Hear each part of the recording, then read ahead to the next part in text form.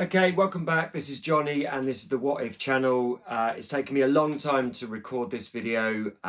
So a few weeks ago I had my 10k race, which I was talking about, and the build up to that and my aspirations of going sub 39. It was a huge disappointment, unfortunately.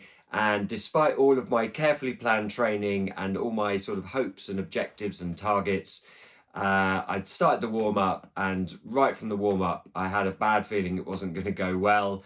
I felt a bit tight in my chest, but I still went for it. First 3k I was on pace, but it was starting to struggle. And then as there was guys with like flags on, and they were sort of pace setters with a flag with the time of the pace they were going. And when the 40-minute pace flag ran past me and left me in the dust, I realised things weren't going well. I certainly did want to give up quite a lot, and the only thing that stopped me giving up was I was like, gosh, if I stop here I've got a long walk back. So I kept going. My times were just like, my body was just not responding. Like I was down at 4 minutes 30 a kilometre, which is slower than my half marathon pace. So I'm not sure what was going on. Yeah, and then the last couple of K, I just really went all out, managed to get back to 4 minutes per K. But yeah, it didn't go well. It's super disappointing. You've probably seen many of these videos with triathletes and performers who talk about disappointing results. So I don't want to be all woe is me and negative. But it was interesting how much it knocked me. I certainly did question, what I'm trying to do. What's the point? Why am I doing it? And on top of that, I was ill for about a week, so my training has kind of dipped, and also to sort of compound things, my training's not going well at the moment. And again, I don't want woe is me and all of that sort of stuff.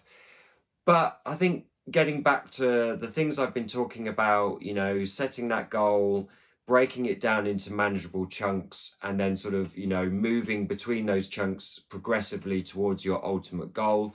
I think what I realised was that I'd set my chunks as too big, and then when I don't reach them, it's a real disappointment. So to go back to that video where I said about breaking things down into manageable and achievable chunks, I didn't really listen to myself.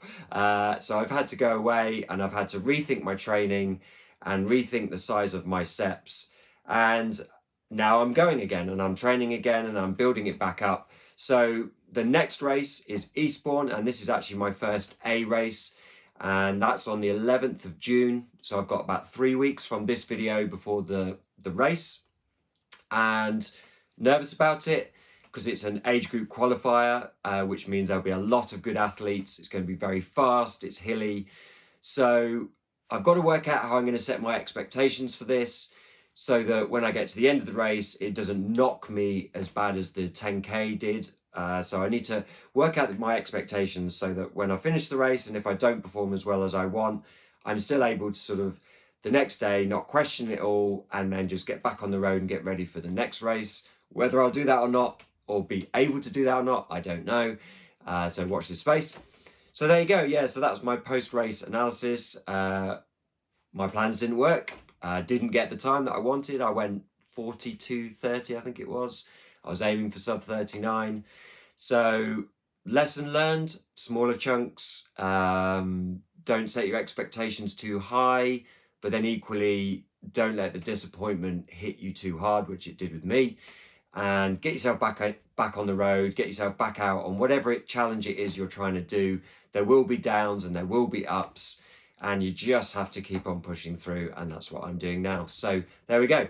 I'll speak to you soon, I guess.